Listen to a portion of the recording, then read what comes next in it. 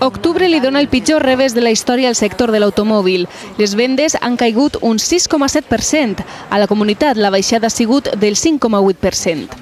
Dels concessionaris han eixit 57.000 cotxes, xifres que no es veien des del 1993.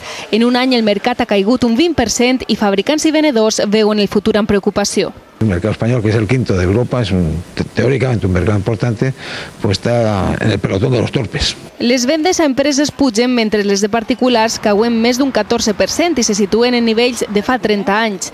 La inestabilitat econòmica i la falta de finançament són els principals problemes i els venedors demanen solucions. Estas caídas de mercado es la no existencia de esos plan Prevero 2000E. Si se lanzara, pues eso ayudaría. Ixen menys cotxes nous dels concessionaris i la flota de vehicles a Espanya va camí de ser la més vella de la nostra història. Segons les patronals de fabricants i venedors de cotxes, actualment hi ha 9 milions de vehicles amb més de 10 anys al nostre país. Els compradors busquen sobretot el millor preu. Como no hay trabajo, tampoco me llega para uno nuevo. 7.000, 7.500 como mucho. Estoy jubilado y no quiero un vehículo, no quiero gastarme mucho dinero. Si es complixen les previsions, este serà el quart any consecutiu que el sector tancarà amb menys d'1 milió d'unitats venudes.